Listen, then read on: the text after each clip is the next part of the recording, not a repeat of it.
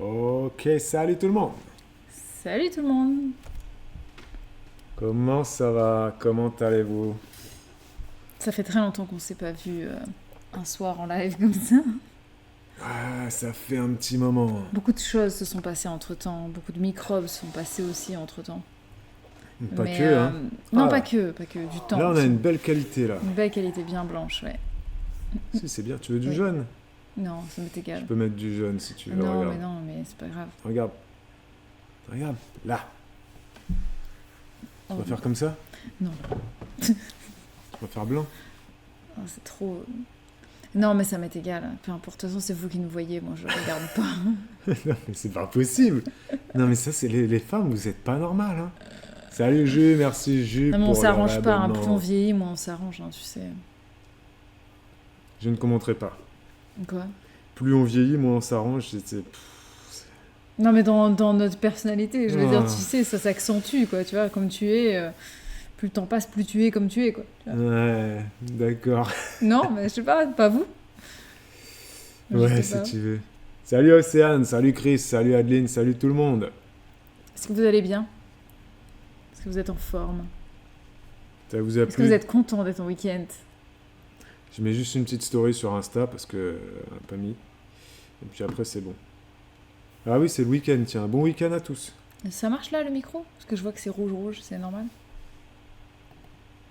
Ah, Ouais, c'est c'est l'autre qui est... Oui, d'accord. Ouais, du coup, je croyais, tu vois. Ouais, c'est un peu piégé, ouais. Ouais, alors du coup, c'est arrivé que je crois que c'était coupé et donc je parlais. Mais qu'en fait, c'est... Ah, faut décaler un petit peu. Voilà. Ah, c'est les détails techniques, c'est le showbiz. Ouais, après, c'est vrai que je fais pas trop attention à tous ces petits détails. Ah, c'est un métier, madame, c'est un métier. Exactement. Bon, les amis, ça commence à arriver tranquillement. Merci encore à toi, Jus, pour le réabonnement. On est à combien d'abonnés, là? 80, 79. Il y a écrit 79, mais en bas, c'est écrit 80. C'est pas... Nous ne saurons pas. Nous ne saurons pas, c'est pas... Merci, Océane. Merci. Ah, Merci pour son à abonnement. toi, Océane, qui passe une tête et qui s'en va. Qu'est-ce qu'elle dit? Depuis que BB2 arrive, j'arrive plus à suivre les lives. Bah, bon courage, Océane. Oui, bon courage, c'est normal. Hein. Franchement, les débuts sont toujours un petit peu, je dirais pas chaotiques, mais bon, voilà, c'est le temps qu'une nouvelle routine s'installe. C'est vrai que c'est assez laborieux les débuts avec un bébé. Hein. Que ce soit le premier, le deuxième, le troisième, je pense que c'est toujours, ça chamboule un peu. Faut prendre début. ses marques. Faut prendre ses marques, quoi. Ses nouvelles marques. Donc, ça met un peu de temps. Donc bon courage, Et Océane. puis, selon les enfants, ça met plus de temps, ça dépend. Et merci à Mimigraine. Mimigraine. Migraine. Mimigraine ou My Migraine. Ou ma migraine. Ouais. My Migraine. Allez, merci à toi Merci. pour ton 14e mois d'abonnement. Salut à Bunny. Salut. Bon, bah, ça nous fait plaisir de revenir en live parce que ça fait au moins 6 semaines qu'on n'a pas fait de live. À 2. Ce soir, on a On s'était pas fait un live un jeudi, non? Non, pendant les vacances, on avait fait le live sur la Switch. Oui. C'était pour là, c'est le live sur la Switch, mais c'est tout. Ouais, c'est tout. Bon, il Ouais. était bien d'ailleurs, hein, ce petit live Switch. Je sais pas s'il y en a qui étaient là. On avait fait un petit live jeu vidéo. Ouais. J'étais pas très présente hein, sur le chat. Hein. Enfin, je veux dire, moi, je ne vous lisais pas. Parce que j'étais très concentrée sur... C'était un escape. C'était un escape game. Et puis, bah, vous l'avez fait avec Bibou. Moi, j'étais pas trop concentré sur le jeu. C'était pas mal, c'est J'étais vrai. concentré plutôt sur le chat. Ouais. Non, mais c'était bien. On avait passé un bon moment. C'était marrant. Salut Elise et Sab. Depuis, j'ai l'impression que ceux d'après que j'ai fait, ils étaient un petit peu plus simples. Les escape games. Il y en a un que j'ai fait en moins d'1h30, je crois. T'as été joué, elle est au niveau 11. Ah Toi, oui, t'es d'accord, au mais niveau... toi, tu t'es pas arrêté, quoi. T'es parti... Ah non, moi, je T'as été suis... jus, fallait attendre que Bibou elle en refasse Non, avec non. vous. Non, Toi, non, t'es moi, niveau je 7. suis... Oui, je suis pas loin. Niveau 7. Et c'est vrai qu'il y a des niveaux qui se font en 1 heure. Non, un peu plus. Non, il y en a un, tu l'as fait en rapide. Hein. Pas 1 heure. Si, 1 heure, il y en a un, tu l'avais plié. Hein.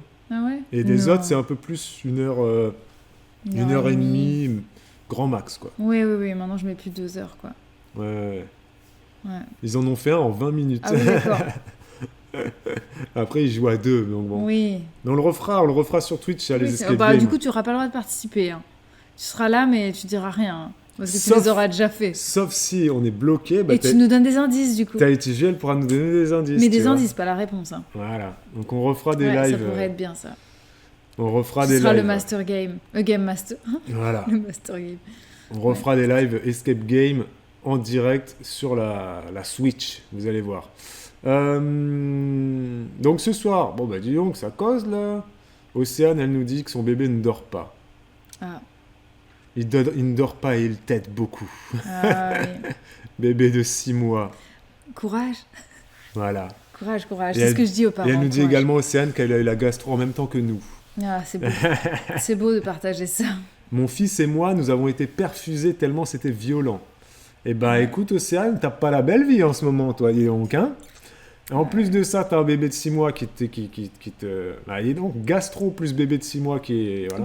Bah ouais, regarde, bon quand courage, Océane. J'avais eu la gastro enceinte. Vous avez déjà eu la gastro enceinte? Mon Dieu, vomir enceinte de gastro, tu vois, ou donc c'est le vomi de gastro, tu sais, c'est le truc, tu vomis tout le temps, quoi, tu vois, ça ne s'arrête pas, tu vomis, tu crois que ça va, et en fait, une demi-heure après, c'est reparti. Quand t'es enceinte, c'est horrible ça, c'est horrible. Et j'ai fait ça en allaitant aussi. Je me rappelle, j'avais Noémie au sein, avec les hauts le cœur et tout. C'est horrible. Non, mais c'est pas drôle, hein, franchement. Non, là, ça a été, on a survécu. On a survécu. Babou est passé au travers, vu qu'il n'a pas touché les malades, ni les salissures des malades. Merci, mon Dieu. Ouais. Il y a Élise et On a Seb. fait chambre à part pendant 1 semaine. Mais au moins, t'as pu les emmener à l'école. j'ai pu gérer Pendant que moi, j'étais dans mon seau. la vie quotidienne. Dans le lit avec mon seau. Je me suis même endormie assise avec le seau comme ça. Mettez-vous en quarantaine, les amis. Ouais. Élise et Seb aussi, elle a accouché il y a 6 mois. Tété en cours. Et ben voilà. Vous êtes en train d'allaiter en même temps avec Océane. C'est beau. C'est magnifique. Mon t-shirt n'est pas à l'heure. Merci beaucoup, Non, Océane. pas trop. Ouais, Putain, 19h84. Je sais pas pourquoi il y a écrit ça. Mais si, c'est 1984. Enfin, c'est le film. Enfin, le livre. Ah, c'est un film? Le livre de George Orwell, c'est pas ça, 1984? Ah, c'est un livre, ça? C'est pas, je crois. Ah, 1984 serait un livre. C'est pas le livre de George Orwell, c'est pas 1984 l'année? Où, Non, peut-être que je dis des bêtises, hein, mais je crois. Écoute, les littéraires sont là. Peut-être que vous pourrez répondre à cette magnifique question. George Orwell nous confirme Alexia. Écoutez, bienvenue sur France 5, la petite librairie. Du coup, c'est paru aux éditions Guimpour. Moi, je dirais plutôt Penguin, hein, parce que c'est un truc qui n'est pas Est-ce que français. dans ce livre, le narrateur est omniscient? Ouais, c'est ça, 1984. Ouais, tu vois. Publié en 1949. Merci à toi, Tahiti Ju. Ouais. Ah, Effectivement, 1984, effectivement. C'est là-dedans qu'il parle de Big Brother is watching you. Big Brother is watching you, effectivement. Ouais. Bienvenue crois, sur la petite librairie. C'est un livre un petit Est-ce peu... qu'on vous Comment on lirait- appelle Oh, j'ai le trou, tu sais. Pas les dystopies, mais les livres qui parlent d'un... Les analogies d'un anthologiques, futur... j'ai le trou, là. les utopies, les dystopies, Non, les antagonismes, pas les métaphorismes. pas avant-gardiste, mais bref, je trouve plus le mot, peu importe. Mais, Tout de suite, un extrait. Bibou va vous lire les 3 premières pages de ce livre en anglais sous-titré roumain. C'est parti. il faut l'imaginer. Bon, allez, on attaque Non, mais ou je quoi? l'avais étudié. Ah, je m'en Je fiche, l'avais moi, de la étudié à la littérature. fac. Bon, on y va ou quoi? Oui, bah. Bon, alors, allons-y, ce hein. soir, les amis, on a prévu de parler avec vous des enfants. Oui. Ne vous en déplaise. Et si vous n'avez pas d'enfants, le sujet aussi Ça peut être intéressant. peut être intéressant, bien sûr, parce que on va avoir un passage sur les profs des écoles. Est-ce qu'on en donne trop à nos professeurs? Donc... Aux assistants de maternelle, essentiellement. Là, Et- pour le coup, c'était. Non, mais c'est lié. Oui. C'est lié. C'est lié parce que la maternelle, Oui, voilà. oui. Voilà. C'est vrai. Il y a Tahiti Ju qui est prof, mais est-ce que, juste parenthèse, il y a d'autres profs qui nous suivent? Parce que j'ai l'impression qu'il n'y a qu'une prof qui nous suit, c'est Tahiti Ju. Il n'y a jamais eu aucune autre prof qui a levé la main en disant « Moi aussi, je suis prof des écoles, et moi aussi, j'ai envie de dire que je ne suis pas d'accord. » Tu sais, tout le temps, c'est Tahiti Ju, tu sais, qui est la référente des profs. Mais elle est peut-être pas toute seule. Ne la laissez pas Peut-être, seule, ouais. les amis. Allez-y, levez la main. Il y a peut-être des profs de maternelle, de primaire qui sont là, ou de secondaire. Allez-y. Non, bah d'après Tahiti Ju, il y en a d'autres, hein. Dénoncez-vous, Mais oui, levez la main quand même. qu'on sache. Donc, il y aura une partie sur les profs, sur les assistantes maternelles, sur les activités qu'on donne aux enfants et aussi sur les activités que les parents demandent aux profs et aux asthmates. Il y a un peu, voilà, les profs, ils ont un peu des comptes à rendre Aux familles. aux familles. On va un petit peu parler de ça. On va parler aussi, je vous fais l'intro et puis après, je m'en vais, hein. Mm. On va aussi parler, j'ai fait un conducteur et ensuite c'est Bibou qui va parler. On va parler aussi du fait de jouer dehors ou de jouer à l'intérieur et de l'ennui chez l'enfant. En gros, on va parler un petit peu de ça et aussi des normes PMI, crèche, etc. qui évoluent et qui évoluent, sont amenées peut-être à évoluer un jour dans le sens Oui, bah oui. qu'on va essayer d'amener ce soir. Qui, j'espère, vont évoluer, hein. Enfin, je sais pas, moi j'espère, vous peut-être pas. On en discutera justement. On espère que vous nous donnerez votre avis au fur et à mesure de ce live parce que on vient pas tous des mêmes endroits et on n'a peut-être pas le même cadre de référence, donc peut-être que vous n'êtes pas de notre avis du coup, et ça peut être très intéressant justement de nous expliquer vos positions. Exactement. Parce que c'est vrai que selon l'endroit où on va vivre et Ça selon va influer. l'éducation qu'on a eue aussi, Mm. mais ça va influer sur la façon dont on voit les enfants. On va parler aussi de la sécurité, le fait de laisser les enfants dans un cadre très sécurisé. C'est ce qu'on voit très souvent dans les crèches et chez les assistantes maternelles, où on demande d'avoir des barrières de 1,20 m des minimum, blocs-portes, avec un espacement de des pas plus de temps. cache-coins sur les tables.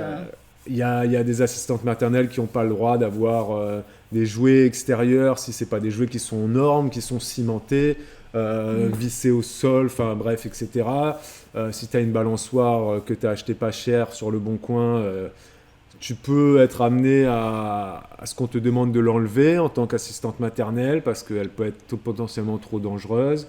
Bibou m'a raconté des anecdotes aussi, on en reparlera, sur le fait que il y a des assistantes maternelles ou des crèches qui avaient fait un jardin potager. Il y avait une puéricultrice qui avait dit surtout ne consommez pas les fruits de votre potager parce que vous non. seriez responsable si... Non, parce que le faites pas, c'est dangereux. Voilà, c'est dangereux potentiellement. Les enfants, s'ils ont un problème, vous êtes tenu responsable. Vous n'avez pas le droit de donner à manger ce que vous produisez. Voilà, donc on va parler un peu de plein de choses comme ça, sur la sécurité, sur les normes et aussi sur le fait de jouer dehors ou de jouer à l'intérieur et les activités dirigées. Voilà, ça va être un petit peu le fourre-tout de ce soir.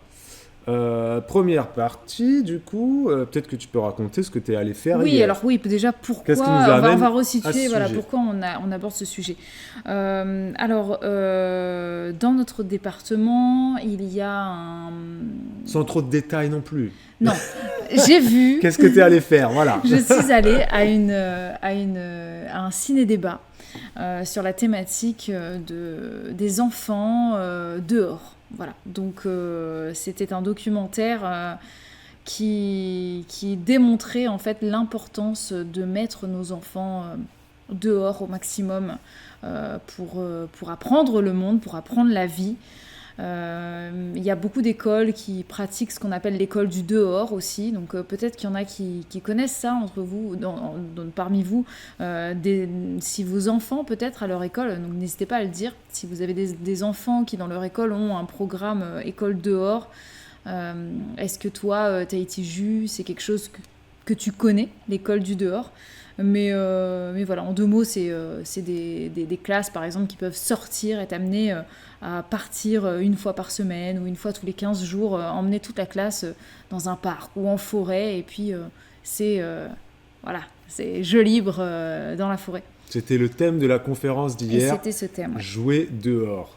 Et donc, parce que j'ai organisé le truc. Oui, non, mais c'est pour ça que j'attends que tu me coupes. Hein, je la coupe exprès parce que sinon après... je pars dans tous les sens, c'est ça. Elle suit pas le truc que j'ai fait, et ça va partir dans tout. Et donc, il en est ressorti déjà un truc très important, quand Biboué m'a fait le débrief. La phrase sur les détenus. Les détenus. Ah, je te l'ai pas dit. Non, mais alors, c'est un exemple. J'ai une partie exemple, la phrase sur les détenus. Et quand je te demanderai des exemples, tu sortiras tes exemples. D'accord ? Parce qu'à un moment donné, faut cadrer. Et donc, le premier truc qui en est ressorti, t'as été qui dit c'est très à la mode, mais non, je me suis pas encore penché sur la question. Après, nous, à l'école, on sort beaucoup, mais faire classe dehors, c'est déjà compliqué de se concentrer en classe, je le sens pas trop. Non, mais c'est pas de la classe. Si, tu m'avais dit qu'il y avait aussi classe dehors. Non, ils ont pas... Oui, non, ils appellent ça l'école du dehors, mais ils font pas classe dehors. Oui. Enfin, les maternelles, non. Ils font pas classe dehors. On vous regarde en plein de jogging, Cindy, mais tu vis où, Cindy ? Pour faire ton jogging à cette heure-là, toi ? Il y en a qui font le sport. Oui, il y a des cours de sport. Non, t'es peut-être sur un tapis roulant chez toi. Bah oui. Sur un treadmill, c'est ça, un petit treadmill. Cindy, elle a son petit treadmill at home, peut-être. Ou alors elle vit ailleurs, je ne sais pas. Je voulais avoir ça chez moi, un treadmill. Un tapis de course ? Ouais. Un jour, j'en mettrai un dans le garage. À côté de Genève. Et après, je ferai un marathon. Ah non, elle est au stade. Tu cours et tout. T'es en train de courir là et tu nous regardes en courant ? Sérieux ? Et pourquoi tu dis on vous regarde ? T'es avec ton chéri ? Ta chérie ? Vous êtes en train de courir là ? Genre là, tu cours. Et c'est qui tient le téléphone ? Là, t'es en train de courir, t'es en train de transpirer, tu pues et tout là ? Non, sérieux ? Tu regardes comme ça le téléphone et tout, machin ? On coupe et tout, machin ? Oh, arrête, c'est vrai ? Qui c'est qui transpire le plus ? C'est toi ou. Qui c'est qui galère le plus ? J'imagine. Ah, mais c'est bien, bravo, c'est bien, faites du sport. De courir en. C'est moi, elle m'a dit. En tenant le téléphone et en écrivant en plus. Et en plus, elle écrit et tout, Cindy, elle est là. Peut-être qu'elle dicte. Mais bon, quand même. Bravo, Cindy. Bravo à vous, effectivement. Est-ce que tu veux nous appeler carrément en train de courir ? Alors moi je suis d'accord avec ce que vous dites là, je suis pas d'accord avec ce que vous dites, attends. En tout cas, grâce à vous, c'est bientôt fini la course. Et Aurélie qui dit nous c'est beaucoup dehors en maternelle, ils sont en jeu libre en extérieur 2 fois 2 heures s'ils veulent, avec des groupes. Et bien justement, donc première partie là, tu vois, les activités dirigées ou les activités libres, donc moi c'est ce que j'avais mis, c'est chaud d'écrire en courant, bravo à toi. Première partie, je voulais que Bibou tu parles de l'importance de s'ennuyer et du fait qu'il y ait trop d'activités dirigées chez les assistantes maternelles, enfin il y en a qui en font peut-être trop, et à l'école aussi, mais des fois c'est pas forcément la faute des profs, c'est aussi les profs qui se mettent la pression parce que les parents, ils attendent à ce que les profs redonnent des dessins, des trucs comme ça. Si, arrête de dire... Oui, pour ça, oui. Si un prof, il donne rien au bout du trimestre, et qui dit on a travaillé sur la phonologie, le graphisme, etc., mais qui produit pas quelque chose à montrer. Si par exemple il travaille le graphisme avec des bouts de bois dans du sable, ça marchera les parents pas. À la fin du trimestre, ils vont dire mais moi j'ai envie de voir le graphisme de mon enfant, qu'est-ce qu'il a fait. Donc les profs, ils se sentent obligés. Après peut-être que même l'éducation nationale oblige, j'en sais rien. Oui, je pense. Mais il faut rendre des travaux écrits même en maternelle. Mais les travaux écrits sont aussi pour le ministère. Je pense qu'ils doivent avoir... Je sais pas. Jus, tu nous diras. Je sais pas. Mais chez les asthmates, c'est pareil. Il y a des asthmates qui se mettent une pression ou pas, j'en sais rien, mais qui font plein d'activités dirigées. Et qui rendent plein de... Et du coup, qui rendent aussi plein de trucs aux parents. Et du coup, il y a peu d'ennuis et il y a peu de jeux libres, comme l'a dit Aurélie tout à l'heure, sur les jeux libres de maternelle. Voilà, première partie, c'est ça. On parle de ça, c'est parti, les amis. Alors, ma position sur le sujet, j'en parlerai juste après, mais déjà pour resituer par rapport au reportage que j'ai vu moi hier soir, il y avait une éducatrice de jeunes enfants qui expliquait l'importance du jeu libre. Donc pour ceux qui ne savent pas vraiment qu'est-ce que c'est le jeu libre, le jeu libre en fait c'est ton enfant, ou l'enfant, ça dépend si c'est le tien d'ailleurs, il va évoluer dans un environnement sécurisé, que tu as mis en place pour lui en fait, et en autonomie, en totale autonomie, il va prendre ce qui l'intéresse et jouer avec en fonction de son état, son envie, son humeur, son imagination. Ça, c'est super important. Il va faire travailler son imagination pour créer des situations... Tu me dis si je te dérange ? Non, je t'écoute. Non, pardon. Et pour créer des situations et créer des associations de jeux. Tout seul. Lui et son cerveau, en fonction de ce qu'il a observé chez les autres, de ce qu'il imagine en regardant le truc. Et Et ça a un nom d'ailleurs, ça, je me souviens plus, il est trop technique ce mot, pour expliquer combien tu peux utiliser juste un objet et en avoir 10 000 utilisations en fait dans la tête de l'enfant. C'est vrai que moi, par exemple, tu me donnes une feuille, par exemple, une feuille d'arbre. Mon cerveau, je pense qu'il est trop vieux pour avoir 10 000 utilisations de trucs à faire, quoi. J'ai pas ce truc de dire je vais transformer la feuille en petit bateau. Enfin si, là, voilà, je peux faire un petit bateau avec. Je peux la coller pour faire un dessin. J'ai pas. Alors qu'un enfant, il va avoir plus de. Un enfant, normalement, oui, il a cette capacité de se projeter et d'imaginer mille et une utilisations en fait avec de la un feuille. Truc, quoi. C'est vrai qu'on dit souvent un enfant, ça peut jouer avec un caillou, un bout de bois. Ouais, ah bah oui. Faire une complètement. épée, faire une voiture. Et ça active énormément de choses en fait dans son cerveau. Et en fait, ce qu'elle disait aussi dans le reportage, c'est combien c'est dommage que toute cette partie de jeu libre dans notre société aujourd'hui, en tout cas en France, parce que c'est pas le cas dans beaucoup d'autres pays, notamment les pays de l'Est et du Nord. Voilà, notamment la Suède, l'Allemagne, le Danemark, etc. Hier, j'ai parlé de ces pays-là parce qu'hier, j'ai parlé des pays les plus heureux. Et bien, ce sont eux. Les pays les plus heureux, voilà, c'est les pays du Nord encore et toujours. Et on se dit, voilà, c'est quand même qu'il y a forcé, s'ils sont plus heureux, c'est qu'il y a peut-être un modèle à piocher, en fait. Et c'est vrai qu'effectivement, au niveau éducatif, notamment le jeu libre, eux, c'est quelque chose de... Enfin, c'est normal pour eux. L'enfant... il explore en fait, il explore l'environnement, il explore son corps, il explore tous les possibles. Ça veut pas dire que nous, en fait, adultes, on s'occupe pas de lui, en fait. Et c'est là où, en fait, ça peut poser... Attends. L'enfant joue tout seul ? Non, nous, on ne fait pas rien. Nous, on est là. Ce que je voulais dire, c'est que là où ça peut poser problème dans l'esprit des gens, c'est qu'il y en a qui se disent, par exemple chez une assistante maternelle, moi mon enfant je veux pas qu'il fasse du jeu libre, parce que du jeu libre il en fait chez moi. Vous voyez ce que je veux dire ? Non, chez l'assistante maternelle je veux qu'elle fasse des travaux dirigés, qu'elle fasse des activités, qu'elle fasse la peinture, qu'elle me rende quelque chose après, que je vois les productions de mon enfant. On fait une petite pause, on revient dans 2 minutes les amis. Ok, welcome back. Merci à Flo, merci Flo pour ton réabonnement. Merci beaucoup. Et merci à vous d'avoir regardé cette petite publicité. Donc Bibou était en train de parler de l'ennui et des activités libres. Et il y a Aurélie qui dit sur le chat, c'est marrant, on avait une réunion dans les classes de mes fils cette semaine et c'était le grand sujet. Bravo. Il y a Taïtiju qui dit que c'est justement les recommandations en maternelle par le rectorat, c'est de faire le moins de fiches possible. Par contre, le problème, c'est que dès qu'ils arrivent au CP, ils ne font que ça, des fiches. Donc, si on ne veut pas les mettre en difficulté, il faut leur apprendre au minimum en maternelle comment on fait pour rendre des travaux, etc. Il y a Élise et Seb qui dit ma fille, elle peut passer 2 heures à jouer avec la terre.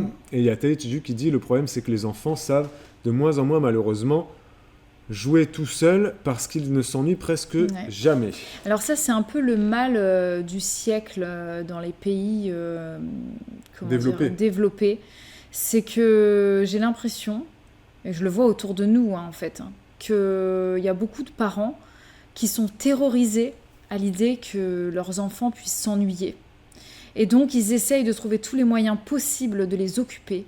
Ils ont la phobie des vacances parce qu'ils se disent « Mon Dieu, il va falloir les occuper ». Ça, c'est vrai. Il y a plein de gens qui ont très peur des vacances. Parce qu'il faut occuper les enfants. Et en même temps, il faut... Et donc, on va essayer de trouver tous les nouveaux jouets à la mode. On va organiser plein de sorties. Parce que, si on reste à la maison, même s'il y a un jardin... Mais l'angoisse, ils vont s'ennuyer et donc ça va être horrible.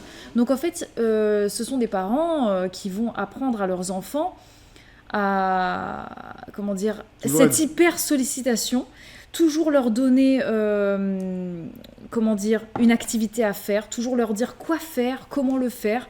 Et au final, du coup, ces enfants-là ne savent pas ce que c'est que l'imaginaire. Parce que l'imaginaire et la créativité n'arrivent que quand t'as rien en fait. Quand tu fais le vide autour de toi Et ben là, en fait, l'imaginaire arrive pour justement combler ce vide. S'il y a toujours 1001 jouets autour de toi, et ben en fait, l'enfant, il saura même plus quoi faire. Il y en aura tellement qu'en fait, ça fait une espèce de brouhaha dans sa tête, un brouhaha visuel. Il se dit, bon, alors je fais ça, puis après je fais ça, puis je fais ça, puis en fait j'en ai marre parce que celui-là je le connais, et puis ça. Et donc, les parents redonnent des nouveaux jouets. C'est vrai qu'il y a des chambres qui sont rempli de jouets. Quand il y a des enfants, tu rentres dans leur chambre, c'est jouet club, plus la grande récré, plus le clair culture, tout ça mélangé. Et du coup, quand tu les mets dans la forêt, ces enfants, mais ils doivent se dire où est ma console, quoi. Ou même dans leur jardin. Ouais. Mais qu'est-ce que je vais faire dans mon jardin ? Il y a des gens qui vont jouer, il y a des enfants qui vont jouer dans le jardin, ils emmènent les jouets de la maison dans le jardin. Bon, alors c'est bien dans le sens où ils profitent quand même de l'extérieur, mais du coup, ils savent pas faire sans, en fait. C'est ça l'idée. Ils savent pas faire sans Action Man ou. Ils savent pas créer des situations. Ils savent pas créer. Et c'est triste. C'est triste parce que, en fait, c'est. Je sais pas comment t'as intitulé le live, mais moi, en fait, ce que je voulais dire, c'est que le fait de ne pas t'ennuyer, et forcément, tu vas pas pouvoir t'intéresser au monde. Oui, tu vois. sûr. Et si tu t'intéresses pas au monde, tu peux pas t'intéresser à la nature. Si tu t'intéresses pas à la nature... Ça, c'est la deuxième partie. On peut y aller, si tu veux. Pourquoi tu te soucierais de l'environnement, de ne pas gaspiller l'eau, pas gaspiller d'électricité, prendre soin de la planète, prendre soin des animaux, prendre soin de la vie, prendre soin des autres ? Parce que chaque autre, en fait, être humain fait partie de la vie et un être vivant comme toi sur la Terre, il faut en prendre soin. Et il y a Océane qui dit que son fils a beaucoup de jouets dans sa chambre. Sa chambre est remplie de jouets, mais il s'amuse plus dehors avec des bâtons et des fourmis. Ah bah oui, je suis pas étonnée. En fait, et tant mieux. Il y a des enfants qui grandissent et qui malheureusement finissent par préférer les jouets qui sont dans leur chambre plutôt que les fourmis qui sont dehors. Mais c'est super que les enfants continuent de s'émerveiller devant la nature et qui prennent des bouts de bois et qui se courent derrière et qui essaient de faire des petits trous pour voir ce qui se passe. Oh, il y a un ver de terre qui sort, il y a un oiseau, oh, ils s'arrêtent, ils écoutent, ils regardent, ils observent. Et c'est vachement important en fait de s'arrêter pour observer. Et si on n'offre pas à nos enfants cette chance de le faire, en fait, ils s'en foutront toute leur vie de la planète, quoi. Et puis au-delà de ça, c'est vrai que l'imaginaire, c'est quelque chose qui est très important à travailler. Pour le développement neurologique et puis bien sûr. social, enfin, il y a beaucoup de choses. Hein. On n'est pas là pour faire de la psychologie, mais c'est très bon de... Et puis juste pour mettre ma petite pierre sur consommation, argent et budget... ça coûte moins cher aussi de laisser l'enfant faire ses jeux tout seul, parce que t'as pas à acheter un magasin de jouets entier pour inonder sa chambre de jouets. Tu as le strict minimum et puis après il peut s'amuser dehors. Il y a Élise Seb qui dit: aujourd'hui ma fille a joué 4 heures dehors, elle ne m'a même pas sollicité. 4 heures. Elle a quel âge ta fille? Enfin votre fille, parce que vous avez un bébé là de 6 mois, mais du coup vous avez un enfant plus grand. Elle dit elle a passé son temps à chercher des insectes, mais du coup j'ai peur qu'elle s'ennuie et je lui propose des activités, mais elle n'en veut pas. Mais pourquoi t'as peur qu'elle s'ennuie, Élise? Peut-être que toi tu t'ennuierais, tu te projettes en fait. Élise, toi t'es jardinière et tout, donc tu sais combien c'est bien plaisant que ta fille, d'être dehors. Elle passe 4 heures dehors, bah ouais, donc laisse-la en fait. Je pense que quand toi t'es dehors à faire tes semis comme Bibou, là, à faire votre truc de regarder, les muscaries sont en fleurs. Tu sais, moi, je m'en fous. C'est vraiment... Non, mais ça va, je suis pas condescendant, ça me fait rire, c'est tout.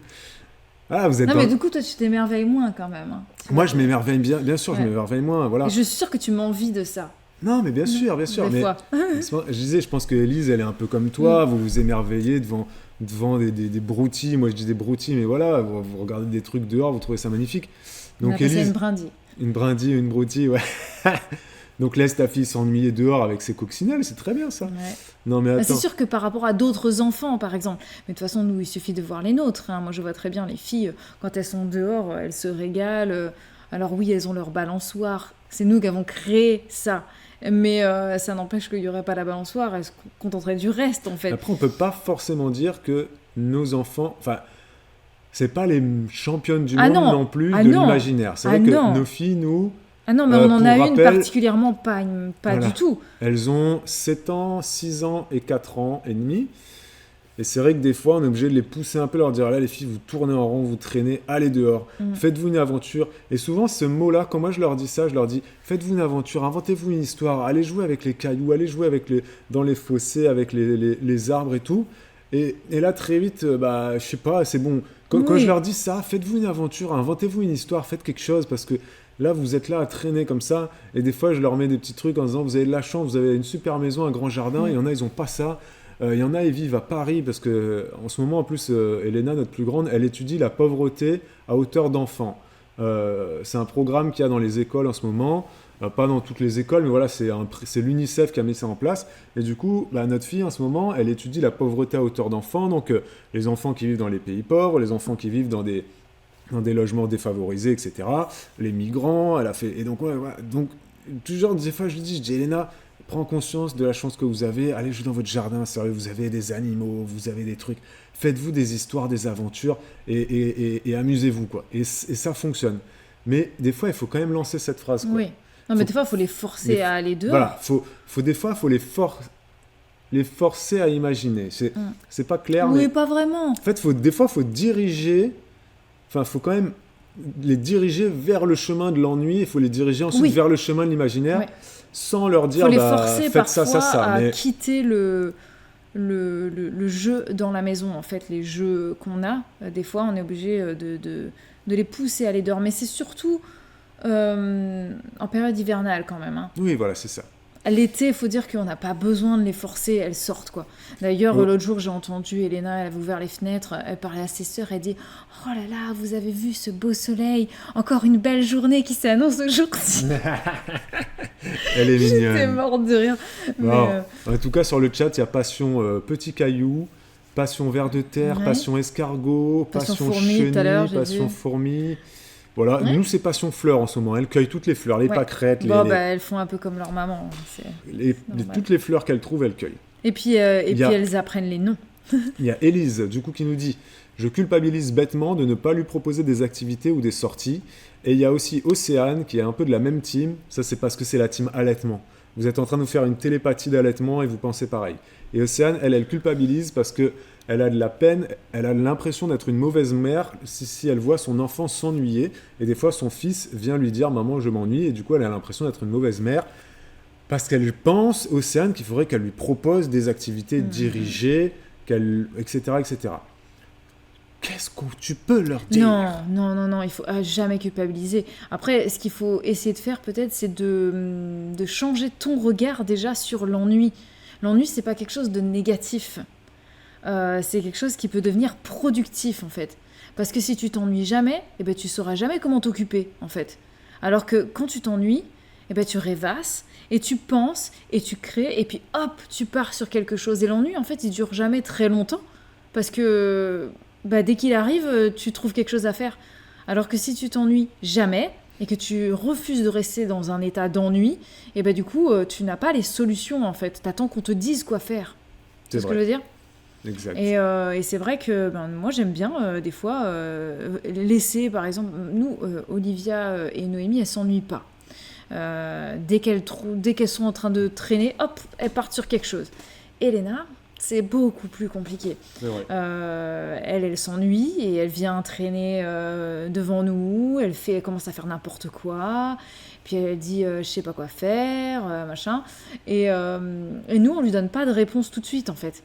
On la laisse essayer de trouver en fait une réponse à ça. Qu'est-ce que tu peux faire ? Alors moi des fois je lui dis t'as ça, réfléchis, trouve-toi un truc. Je dis moi je m'ennuie pas quand je suis toute seule et que j'ai rien à faire, j'ai toujours quelque chose à faire.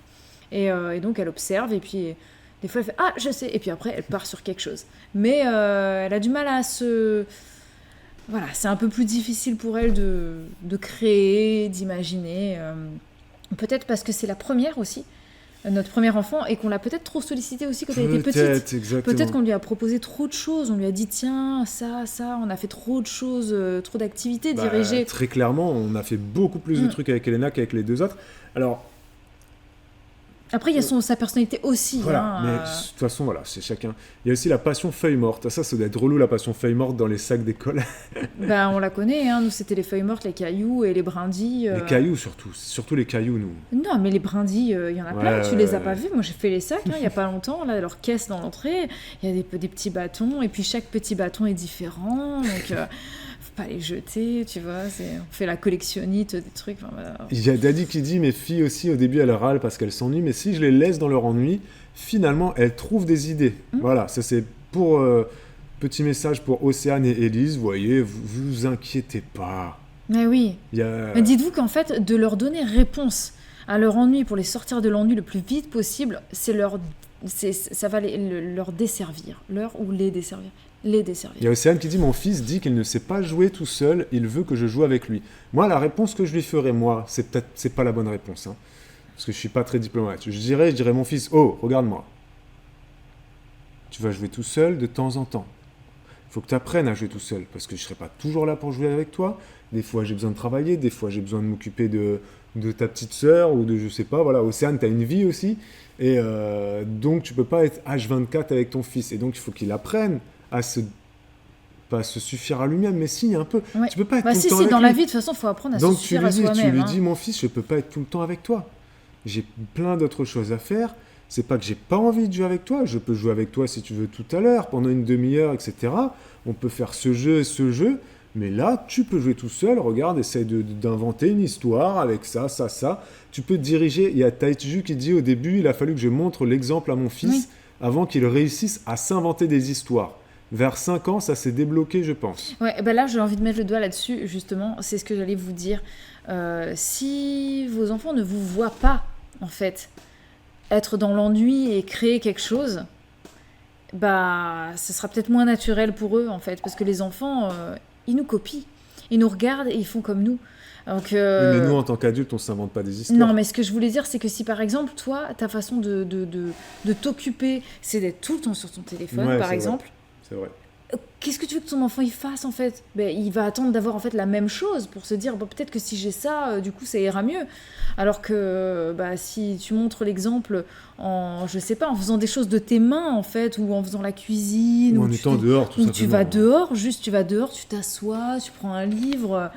C'est vrai que ça aussi, si tu as tout le temps la télévision allumée, l'ennui est vite comblé par l'écran et donc du coup il n'y a plus d'imaginaire. Non, il n'y a plus de sollicitation. Et puis vraiment, quand on est devant un écran, on est extrêmement passif. Hein. Le cerveau là, il ne fonctionne pas. On est carrément.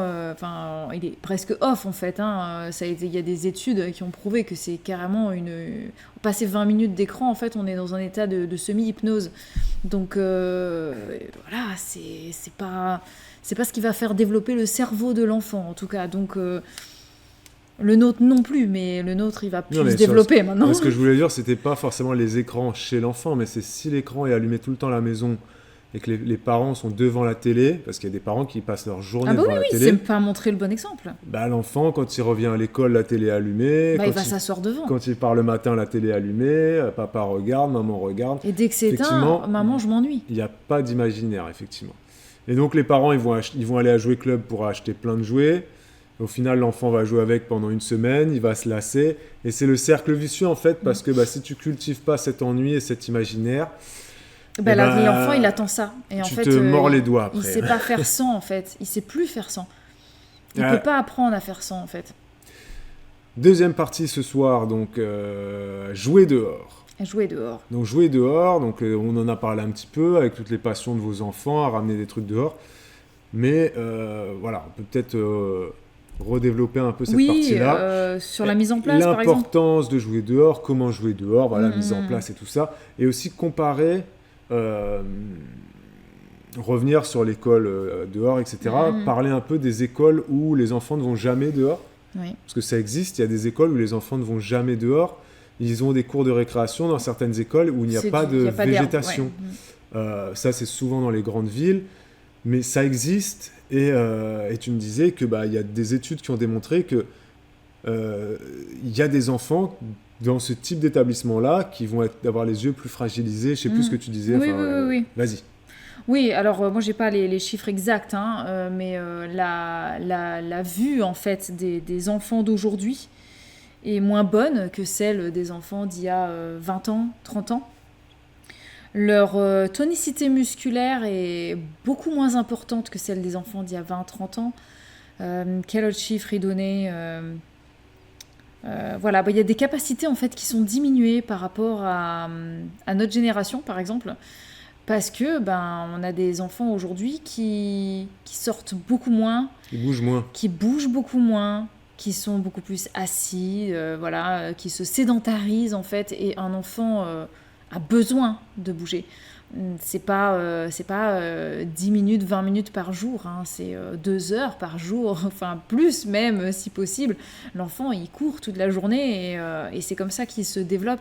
Et le fait de jouer dehors, on va faire travailler beaucoup de muscles, beaucoup plus de muscles que si on est à l'intérieur et que en fait on est sur un plan plat.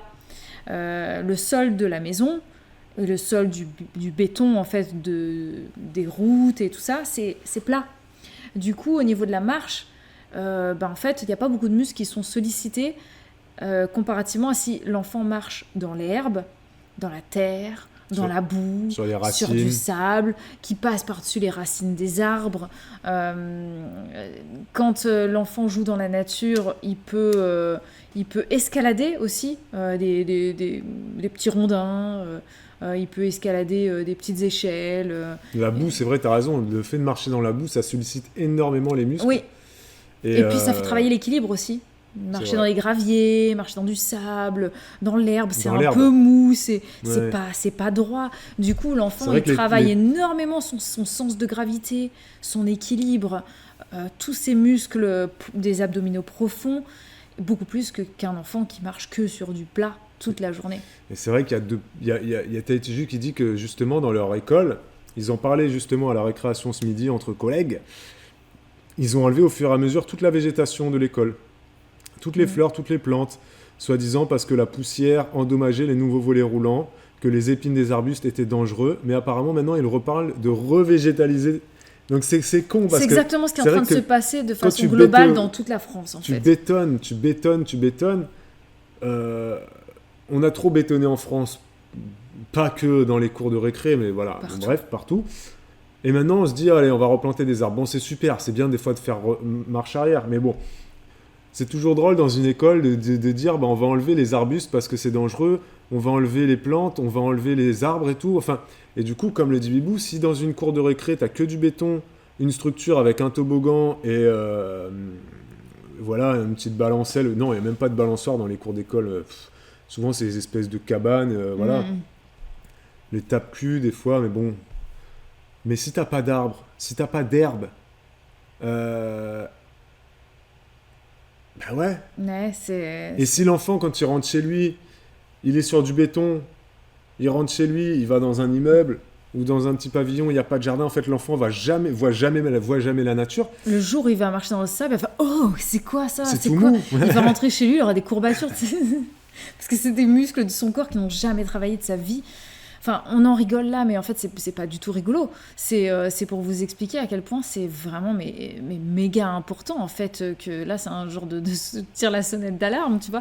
Les enfants, ils ont besoin de marcher dans l'herbe, d'être au contact de la nature, de toucher l'herbe, de sentir les odeurs. En fait, on n'est pas juste un esprit, on est un esprit dans un corps. Et notre corps, il a 5 sens, et nos 5 sens, il faut les utiliser.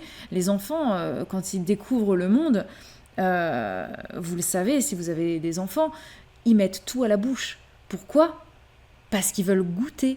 C'est par là que passe la découverte du monde, c'est par le goût pour eux d'abord, en fait. C'est le toucher, le goût, la vue, l'ouïe, c'est vraiment leurs 5 sens. Donc si on les prive de la nature, en fait, ils vont juste goûter le goudron, quoi. Voilà, c'est pas... et ça, personne s'en inquiète, personne se dit « Oh, ça va, c'est du goudron », alors que l'herbe, « Oh mon Dieu, il a pris un brin d'herbe, il faut lui enlever, il faut pas qu'il le mette dans sa bouche. Oh mon Dieu, il a mis un caillou... » on s'inquiète vraiment... de voilà, on peut peut-être parler de ça. Hein, La nature, c'est vrai que la nature fait peur. La nature fait énormément peur. Tahiti Ju, elle l'a dit, voilà, la commune, ils ont enlevé plein de trucs. Elle dit, on a une structure, un bac à sable et une forêt dans notre école qui contient 3 boulots. C'est vrai que les normes dans les écoles, eh ben, voilà, elles sont à la sursécurisation. Nous, dans notre école, ça va, c'est pas du tout le cas. Ça reste quand même assez nature. Mais ça pourrait l'être plus. Ça pourrait l'être plus.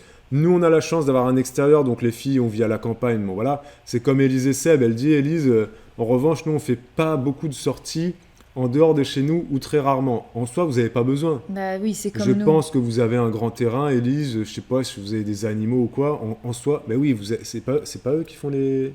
C'est vous qui mangez vos poulets, non, Élise? Bah oui, vous avez des animaux. Donc en soi, votre fille, t'as pas besoin de l'emmener au parc. Le parc, c'est chez toi. Bah oui, c'est ça. Ouais. Vous avez peut-être peut-être pas une forêt sur votre terrain, Élise, tu vois, mais vous coupez sûrement du bois et donc il y a sûrement des rondins de bois. En fait, il y a chez vous tout ce qu'il faut pour que l'enfant il découvre le monde. Ouais. Vraiment dans son environnement le plus naturel possible, quoi. Et il y a Ritacha qui dit, mon assistante maternelle, pour calmer les enfants, c'était marche avant le repas. Résultat, les crises, c'était à l'extérieur et les enfants calmes après. Ouais. Et avec de bonnes jambes. Ouais. Et puis encore, les crises à l'extérieur, oui et non, hein, parce que comme on le constate avec mes collègues assistantes maternelles, et puis comme le disait le reportage, c'est vrai qu'une fois à l'extérieur, les crises, les colères, les disputes entre enfants, il y en a vraiment beaucoup moins que à l'intérieur, en fait. Quand les enfants sont dehors, ils sont tellement heureux, en fait. Et puis, il y a tellement... Enfin, l'extérieur, en fait, il y a pour tout le monde. C'est pas limité en espace, en fait. Du coup, il y aura toujours des bâtons pour tout le monde, il y aura toujours un peu de terre pour tout le monde, il y aura toujours un peu d'eau, un peu de flaques dans lesquelles sauter pour tout le monde. Et en fait, c'est... Il y a moins de chamaillerie, quoi. Bah ouais, c'est ça. C'est vraiment un moment de partage où vraiment on les voit heureux ensemble. Et les chamailleries qu'il va y avoir, c'est quand peut-être au moment de l'imaginaire, quand ils vont créer l'histoire, il y en a une qui va vouloir faire ça et l'autre qui veut pas le faire. vouloir être la reine et puis l'autre elle dit non, j'ai envie d'être la reine aussi. Ouais. Bon bah là ça va se chamailler, mais après sinon ça passe, quoi. Voilà, ouais. Après ça passe, mais et ça c'est pour les plus grands. Et là du coup là on est sur notre partie jouer dehors.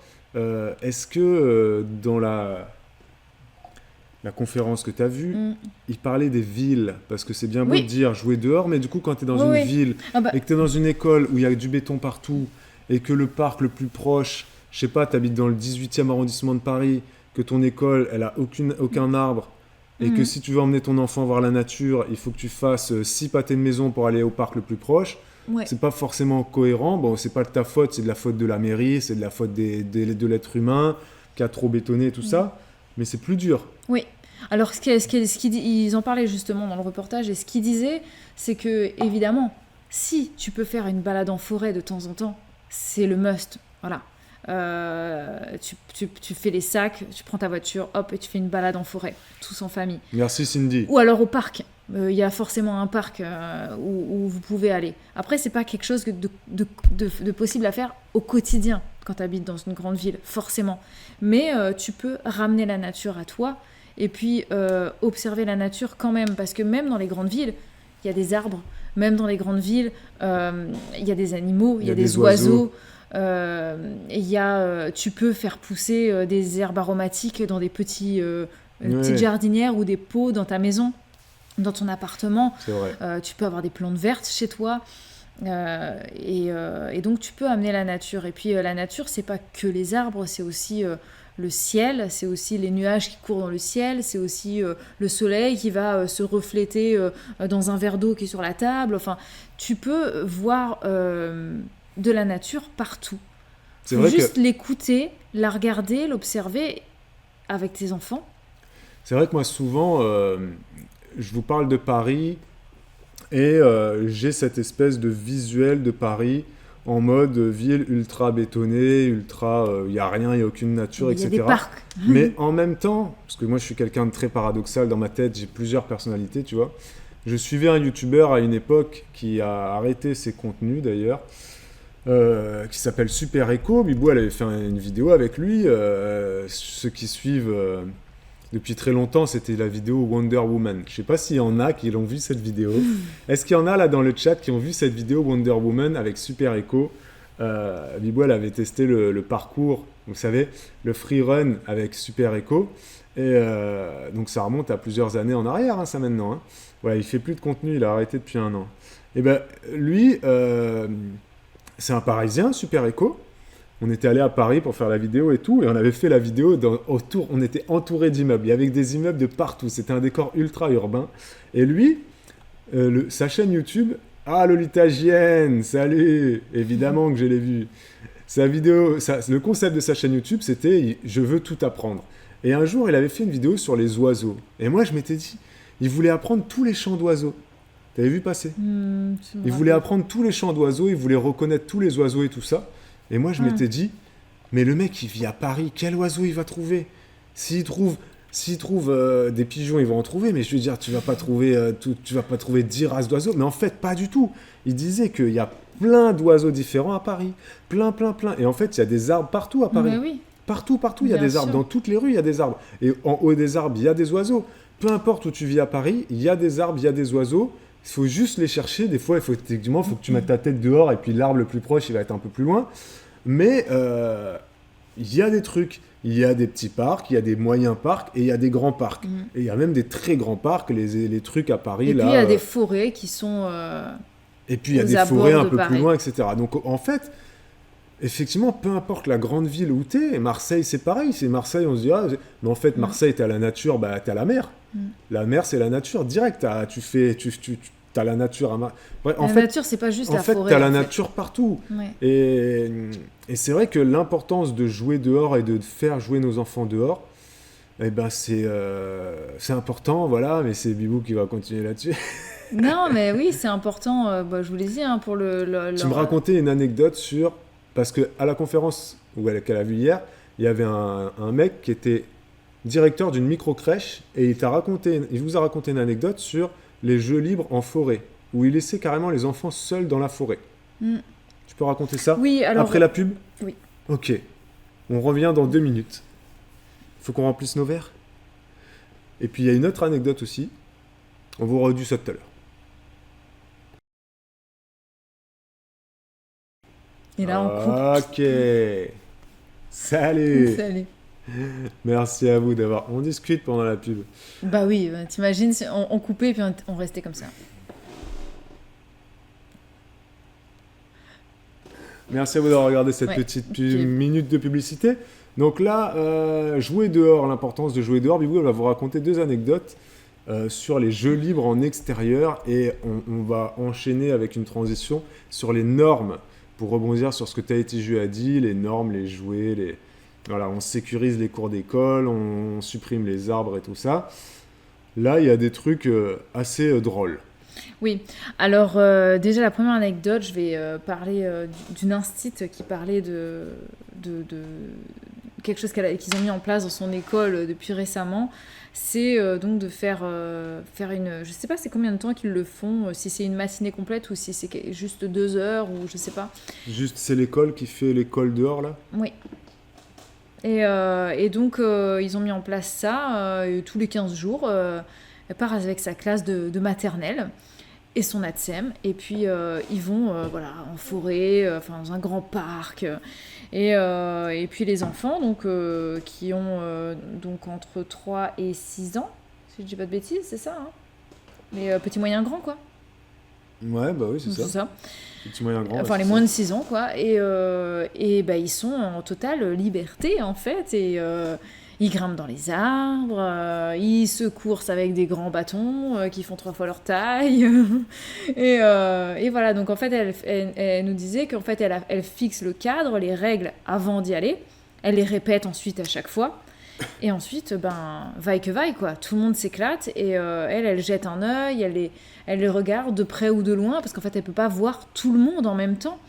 Et au début, elle était assez stressée et elle a appris à lâcher prise et à comprendre qu'en fait, on finit par connaître les enfants, on finit par leur faire confiance et puis on les laisse explorer et puis s'amuser, apprendre leur corps. Et d'ailleurs, par rapport à ça, parce que je vais oublier de le dire sinon, et je trouve que c'est super important, on aurait dû le dire avant, c'est que dans le reportage, l'éducatrice de jeunes enfants expliquait que les enfants qui sont issus de milieux défavorisés ont moins de gros bobos, en fait, moins d'accidents physiques que les enfants qui évoluent dans des milieux plus aisés. Et elle l'expliquait par le fait que les enfants qui évoluent dans des milieux défavorisés n'ont pas forcément d'écran, n'ont pas forcément beaucoup de jouets, et ils sont du coup beaucoup dehors. Du coup, ils escaladent, ils grimpent et ils maîtrisent totalement leur corps. Ça vous fait pas penser à quelque chose ? La danse, tout ça, maîtrise du corps. Il y a de ça aussi, en fait. Ils maîtrisent leur corps. C'est pas qu'ils ont le rythme dans la peau, c'est juste qu'ils ont que ça et que vraiment, ils le performent. Et que leur corps, ces enfants-là qui sont tout le temps dehors, maîtrisent. C'est leur jeu, quoi. C'est leur outil, en fait. Et ils le maîtrisent à 200%. Ouais. Du coup, un enfant qui est habitué d'être dehors, si tu le mets devant un fossé, il sait, en fait, s'il peut ou s'il peut pas le traverser. Et dans le reportage, ils ont montré un moment, un enfant, je sais pas quel âge il avait, il devait avoir, je sais pas moi, 4 ans, 5 ans peut-être, il a commencé à se mettre debout sur un, comment dire, il y avait une espèce de deux collines, quoi, avec un grand fossé, il y avait un grand bout de bois, il s'est mis debout dessus comme ça, et il faisait « Oh !» Et puis il y avait un petit en bas qui lui disait « Ouais, tu vas tomber !» ou un truc comme ça. Et donc il dit « Oh !» comme ça. C'était pas une falaise, les gars. Non, mais il y avait quand même... Enfin, je veux dire, il serait tombé, il se serait cassé la jambe. Oui, mais il serait pas mort, quoi. Tu vois, il était pas à 10 mètres de haut non plus. Parce que moi, je suis désolé, ma maîtresse, elle dit « On organise une sortie en forêt. » Non, mais ça, c'était dans mon reportage, ça. Et puis, ouais, mais bon... Non, mais ça, c'était mon reportage. Quand même, Non, voilà. Ça, c'était mon reportage. Ouais. Mais ce que je voulais dire, c'est que c'était... Dans le reportage, c'était des enfants qui sont tout le temps dehors. C'était pas l'école dehors, les instituts qui testent ça. Non, ça, c'est des enfants qui sont tout le temps dehors. Et donc là, il s'était mis debout là-dessus. Et en fait, il a très bien senti que ça allait pas le faire. Du coup, il a reculé. Et puis ensuite, il l'a traversé sur le ventre, comme ça. Ah ouais ? Ouais. Petit, l'enfant. Juste une question, parce que Iboul, elle parlait d'une maîtresse qui fait des sorties en forêt. Est-ce que vous, si vous étiez parent, ou si vous êtes parent peut-être, ou vous n'êtes pas parent, si vous étiez parent, si votre maîtresse, elle dit, bah voilà, je fais une sortie en forêt avec des enfants de maternelle, 3, 4, 5, 6 ans, je les laisse vagabonder librement dans la forêt. Quelle serait votre première pensée ? Parce que moi, honnêtement, on a la réticence. Parce qu'il faut faire énormément confiance à l'instinct.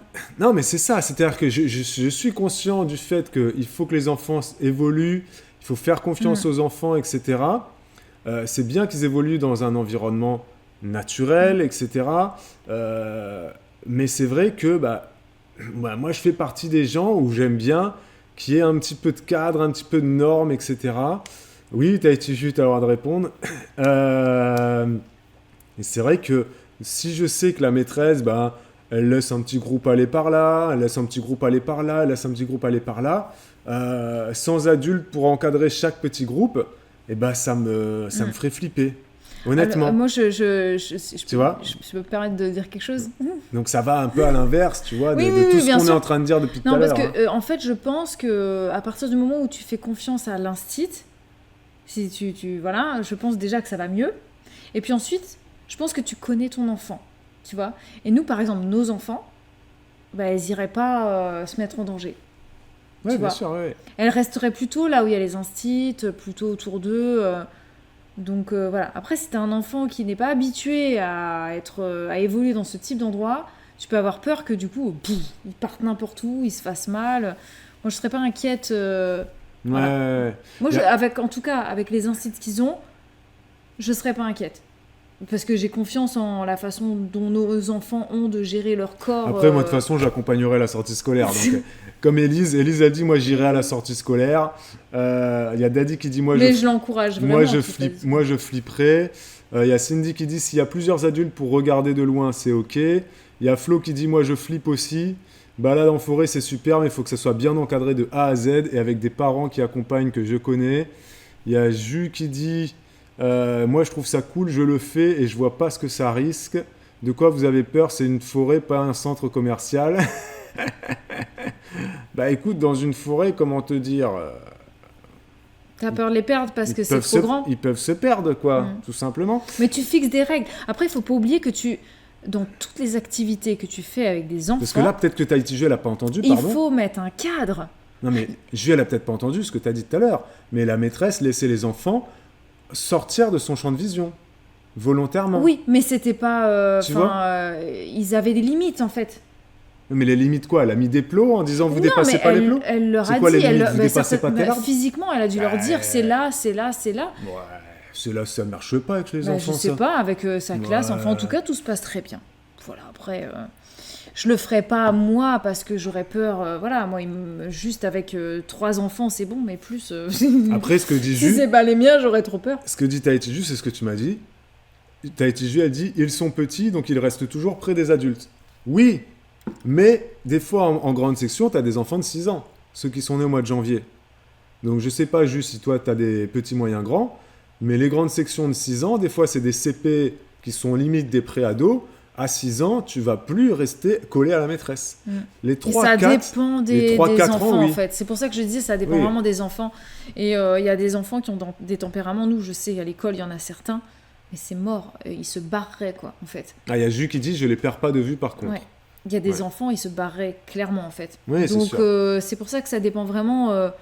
Enfin, c'est tout un ensemble de choses. Et je Non, pense mais c'est qu'elle, en ça. l'occurrence, dans C'est sa ça. classe, les enfants, je pense que elle arrive à les cadrer. Et, Ouais, mais oui, c'est ça, c'est ça. et voilà, c'est tout. Non, mais comme tu as dit, comme là, tu vois, Ju, tu le dis, tu gardes une surveillance. Là, ce que Bibou disait, c'était qu'il y avait une part de non-surveillance, mais c'est pas de la non-surveillance, c'est du... Lâcher prise. Voilà, Un peu de lâcher prise et de je fais confiance à l'enfant. Je te fais confiance et je te laisse expérimenter tout seul. Voilà. Il y a Roulia qui dit, moi, j'aurais autant confiance que quand ils vont à la piscine et que des fois, il y a des enfants sans surveillance. Alors, à la piscine, il y a toujours de la surveillance, Roulia. Hein. Alors, faut que tu me j'ai donnes... fait une seule sortie piscine et c'était tous les enfants étaient sous surveillance. Faut que tu me donnes un exemple de sortie piscine sans surveillance parce que pour le coup, la piscine, je connais bien. C'est cadré. Hein. C'est cadré. Hein. Il y a des maîtres nageurs, déjà de 1. Il n'y en a pas qu'un, il y en a plusieurs. Il y a des parents accompagnaeurs et il y a des instituts. Ouais. Et les profs, ils comptent les enfants avant, pendant, après 20 fois. Hein. Et je pense que c'est le cas dans toutes les écoles. Et toutes les sorties, hein, normalement, c'est... Alors, si tu as des enfants sans surveillance roulés à la piscine, c'est que les maîtres nageurs sont mauvais. Bah ouais. Que les profs sont mauvais et que les parents accompagnateurs sont mauvais. Parce que je vois pas comment tu peux laisser un enfant sans surveillance à la piscine. Bah non. Nous, on l'accompagne aux toilettes, par exemple, oui, l'enfant, oui, tu vois. Donc, ouais, je vois pas comment c'est possible, ça. Les parents sont même dans les vestiaires avec les enfants. Voilà. Si un enfant qui est resté au fond de la piscine, on s'en rend compte en sortant. Ouais. Normalement, le maître nageur, il a vu l'enfant qui est en train de se noyer avant toi, Tahiti Ju. Avant qu'il se noie, surtout. C'est même pas la maîtresse qui est garante de la noyade, hein. C'est les maîtres nageurs. Hein. Ça aussi, c'est la parenthèse. Hein. S'il y a un enfant qui se noie dans une piscine, c'est le maître nageur qui c'est plonge. le maître nageur qui est responsable. La maîtresse, en soi... oui, elle doit surveiller aussi, mais bon, elle n'est pas maître nageuse, la maîtresse. Hein, voilà, donc, comment dire. Bref. Mais pour en revenir sur notre sujet de... Attends, je lis vite fait. Il y a Tahiti Ju qui dit « Ils se planquent pour faire des bêtises, mais s'il y a un bobo, ils appellent. Ils viennent nous chercher. » Voilà.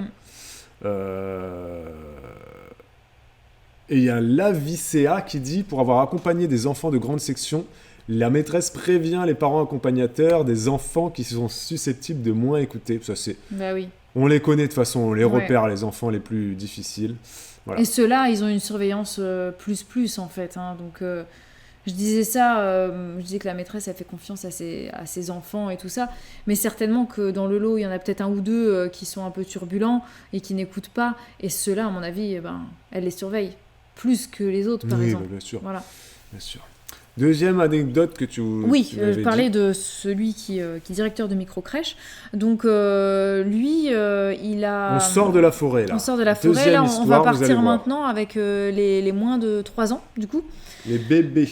Les bébés, voilà. Crèches. Les tout petits. Et donc, je crois que c'est une fois par semaine, ils font des sorties en forêt, donc avec les petits, qui, pour le coup, effectivement, restent près des référents. Voilà, c'est les petits, ils vont pas s'éloigner. Il faut toujours qu'ils aient les adultes en visu parce que ça les rassure. Voire coller pour ceux qui ont du mal à lâcher prise et partir explorer.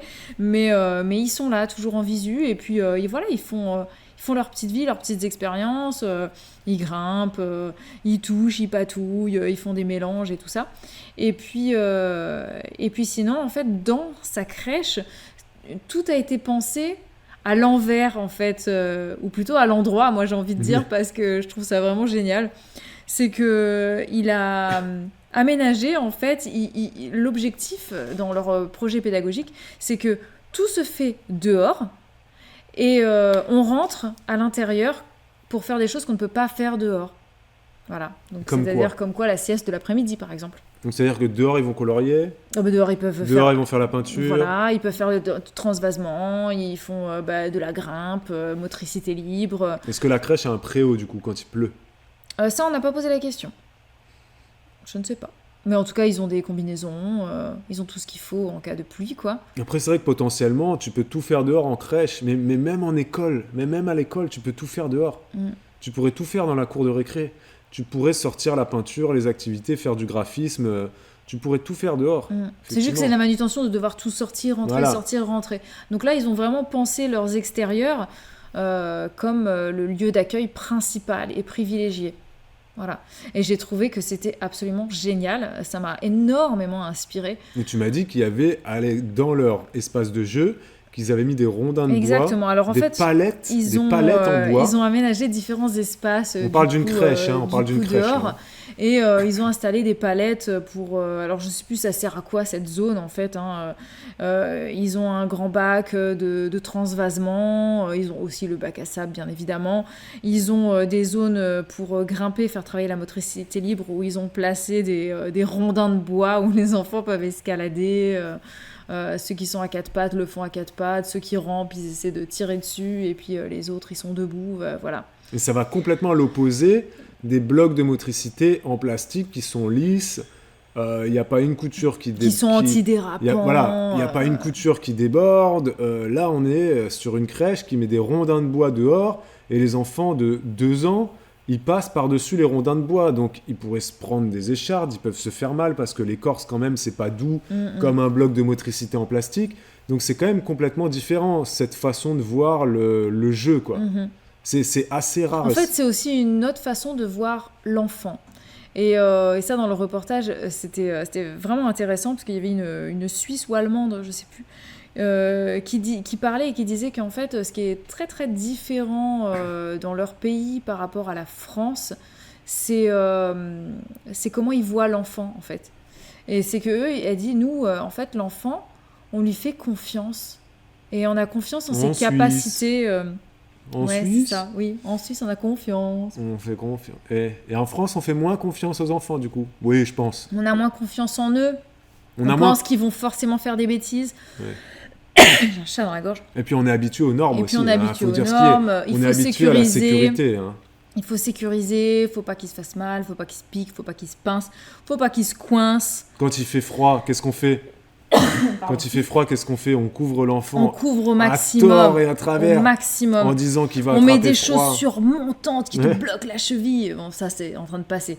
Mais voilà, surtout pas pieds nus, parce que pieds nus, il va attraper malade, parce que c'est bien connu, on tombe malade par les pieds. Voilà, toutes ces choses-là. Alors que là-bas, c'est vraiment, voilà, on lui fait confiance. Écoute... T'as envie d'être pieds nus par terre, là t'es pieds nus par terre dans la maison, il n'y a pas de problème. Dehors, t'as envie d'aller dehors quand il pleut, hop, on enfile des bottes, une combi et c'est parti. Va jouer dans la boue, sauter dans les flaques, maîtrise ton corps. Est-ce que la France est prête, d'après vous Non, mais il disait même un autre truc, je te coupe parce que je vais oublier, je me connais. C'est qu'elle disait, en Suisse et puis en Allemagne, quand les enfants ils reviennent de chez la nounou, de la crèche, de l'école, plein de boue, sale, de la terre sur le visage, les parents ils sont contents, ça veut dire que leur enfant, en fait, il a exploré son corps, il a découvert le monde. Alors que nous, en France, si on rend un enfant sale, taché, le vêtement abîmé, on se fait regarder par les parents avec des gros yeux. Pas tout le monde, hein. Pas tout le monde, mais il y en a beaucoup.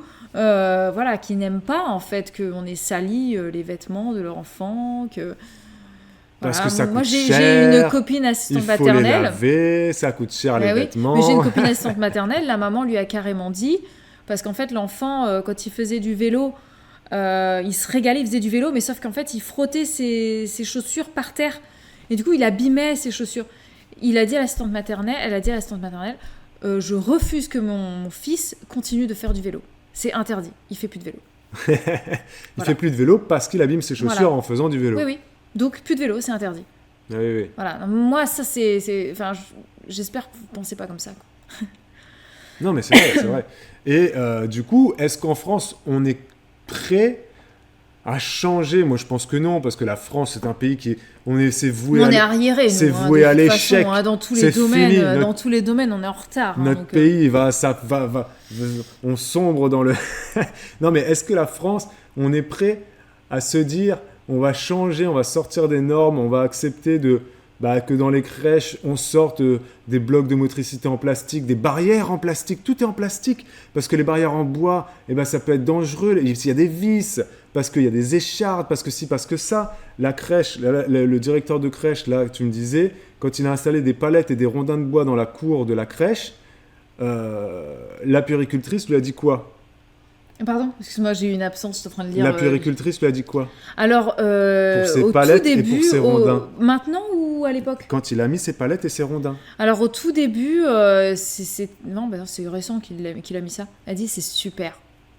Mais C'est non, génial. tu m'as dit que c'était un peu dangereux. Non, et parce qu'il les avait pas avant. Il avait juste le potager. Oui, ben voilà. À l'époque, potager. il y a quelques Raconte années, l'histoire du donc potager. il y a quelques années en fait, ils n'avaient pas les palettes et les rondins, ils avaient d'autres choses. Et par contre, ils avaient un potager et ils emmenaient les enfants dedans, quoi. Voilà. Et là, la puéricultrice à l'époque leur avait dit oui, par contre, voilà, c'est bien beau de faire un potager, tout ça, c'est super, hein, mais surtout, vous n'allez pas consommer ou donner aux enfants ce qui sort du potager. Voilà. Parce que la puéricultrice de l'époque... Voilà, elle jugeait que c'était quelque chose qui était dangereux, potentiellement dangereux, et que voilà, non, fallait surtout pas consommer ce qui sortait du potager, quoi. Aujourd'hui, ils en ont une qui est passée, là, récemment, et qui a regardé donc les palettes, les rondins, machin, le potager. C'est super ce que vous faites. J'adore, c'est super. Continuez comme ça, et puis surtout... Ce qui sort de votre potager, franchement, faut le manger. Hein. Les enfants, il faut qu'ils récoltent et vous les mangez. Pour revenir sur les vêtements sales, il y a Lolita Gienne qui dit, elle a été garde à domicile, Lolita, et elle dit qu'elle a déjà eu une maman qui lui a dit « Merci de ne pas abîmer les beaux pantalons ». Moi, je n'ai pas la même définition de beau. Pour moi, c'est juste un vêtement d'enfant fait pour vivre. Ouais. Il y a Ritacha qui dit « La première question de mon assistante maternelle, c'était « Est-ce que c'est grave si votre enfant salit ses vêtements ?» Apparemment, elle a eu des parents qui ne voulaient pas. Ouais. Les gens sont fêlés, nous dit Tahiti. Jus, effectivement, on ne le dit pas, Jus, on te laisse le dire, mais... Effectivement. Il y a l'AVCA qui dit « Je vois la différence avec mes neveux qui vivent en Allemagne. La garderie, là-bas, c'est jusqu'à 5 ans. Et après, ils commencent l'école. L'hiver, ils reviennent tous les jours avec la combinaison de pluie et les bottes toutes sales. » Ben oui. Mais oui, c'est parce Mais en Allemagne et dans plein de pays, les combinaisons et les bottes, c'est la norme. La norme. Tu vas à l'école ou à la crèche avec une combi et des bottes. C'est comme ça. Mais en France... Nous, en France... Je vais essayer petit à petit, moi, de l'instaurer, tu vois, pour faire comprendre aux familles que... Et même la combinaison, elle peut rester... Chez la nounou, elle peut rester à l'école, parce qu'en soi, une combinaison, ça peut rester sale pendant quoi? Pendant toute la semaine, il n'y a pas de problème. Toute la semaine, voire même plus. Les bottes, c'est pareil, tu pourrais laisser des bottes à l'école, tu pourrais laisser des bottes chez l'assistante maternelle. C'est quelque chose qui devrait se faire, quoi. Pour revenir sur le potager, tu disais l'histoire de potager, il y a Ritacha qui dit « Et à l'école, par contre, quand il y a un anniversaire, on emmène des gâteaux. Pourtant, on connaît bien tous les scandales sanitaires qu'il y a sur les gâteaux faits maison. » C'est vrai que voilà, c'est paradoxal de dire à une crèche, vous mangez pas les légumes de votre potager. Nous, à l'école, ils font un potager. Par contre, vous pouvez faire des gâteaux yaourt avec les enfants. Voilà, c'est ça. À l'école, ils font un potager. S'ils ont des fraises, bah, ils vont manger leurs fraises, quoi. Bah, si un jour, il y a quelqu'un qui arrive avec une norme et qui dit les écoles, vous n'avez plus le droit de faire des fraisiers, dans ce cas-là, les écoles, ils font plus de soupe quand il y a la semaine du goût, ils font plus de compote de pommes. Ils font des gâteaux, des fois, à l'école. Un jour, ils pourraient dire, vous faites plus les tomates. Hein. Après, Ouais. bon, les tomates, c'est un peu un non-sens parce que c'est une culture estivale, donc finalement, les enfants, ils n'ont pas le temps de voir les tomates parce que moi, les premières que j'arrive à avoir, c'est en juin. Oh, mais juin, il y a encore école. Hein. Oui, mais bon, c'est parce que j'ai la serre, tu vois. Non, Donc, mais c'est tout vrai. ça pour dire que c'est un peu un non-sens, mais il pourrait dire plus de tomates parce que tu sais que les tomates, c'est toxique, hein. Le feuillage et les tomates vertes. Oui, les tomates, c'est vrai que la feuille est toxique. Oui. Voilà. Mais bon, si tu le dis aux enfants, que t'expliques, que tu cadres. Ah, il y a Tahiti qui dit on n'a pas le droit, mais on prend le gauche. Vous n'avez pas le droit de cuisiner à l'école, Jus? C'est écrit dans l'éducation nationale, vous n'avez pas le droit de faire de cuisine à l'école? Je savais pas ça. Ah bah, nous aussi, ici, ils prennent le gauche alors. Bon, nous, je peux te dire qu'ils en font de la Ah cuisine oui, ici, hein, ils et font puis des gâteaux. ils en prennent des gauches aussi. Oui. Mais c'est vrai que c'est une inspectrice qui me l'a dit. Donc, d'accord, ok. Si tu peux développer carrément, me sortir le texte de loi, alinéa-b. Tu sais.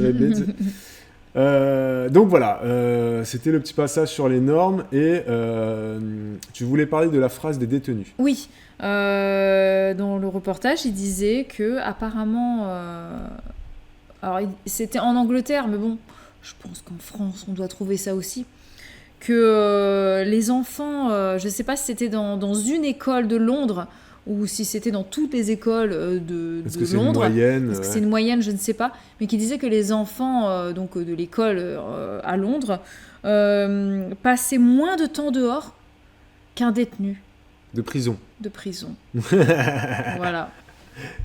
Vous avez entendu la phrase? On la répète. Répète-la, vas-y, répète-la. Un enfant, un écolier à Londres passe moins de temps dehors qu'un détenu de prison.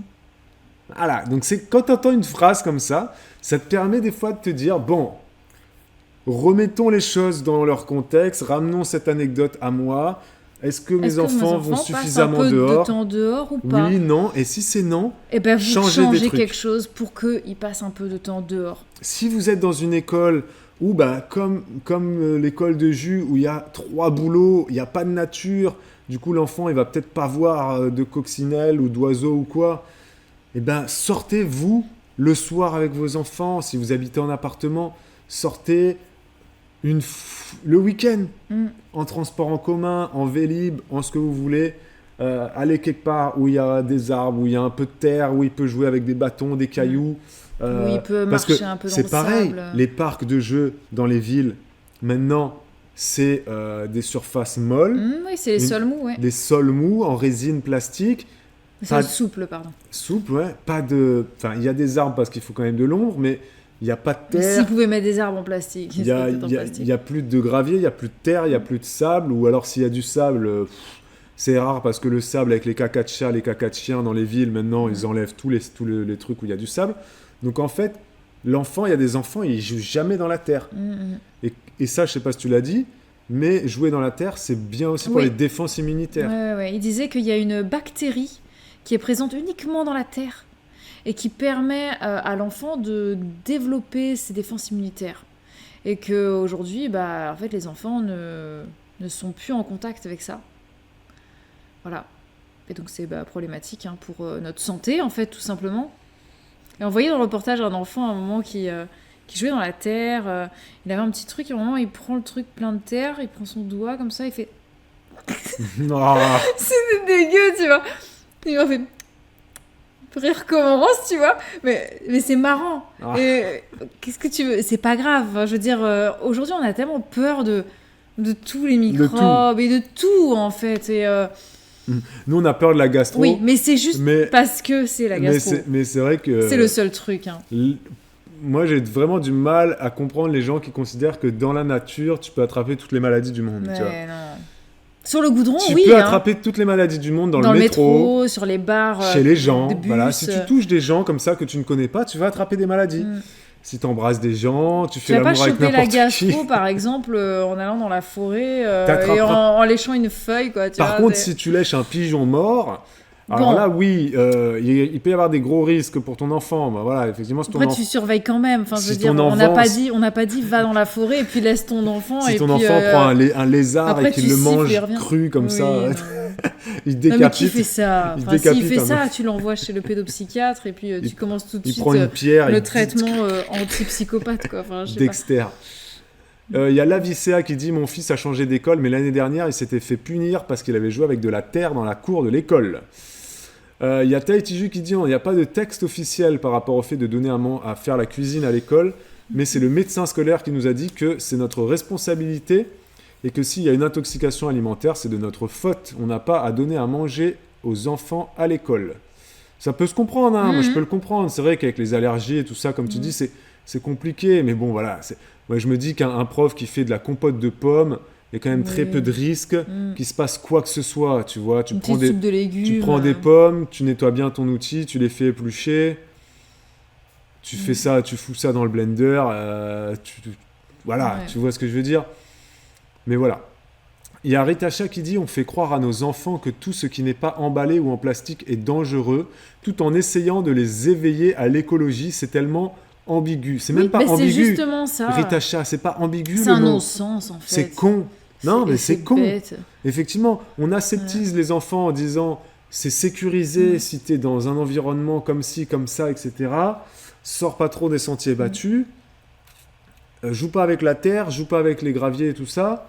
Mais soigne la planète. Mais par contre, voilà, surtout, fais attention, la planète c'est important. Mais non, On t'apprend Tu vois que la planète, c'est sale, c'est dangereux, c'est des maladies, c'est pas propre, c'est pas, t'es pas en sécurité dans la nature. Mais par contre, prends soin de la nature, ça veut rien dire en fait. Ouais, c'est ça. Ça va pas. Ouais.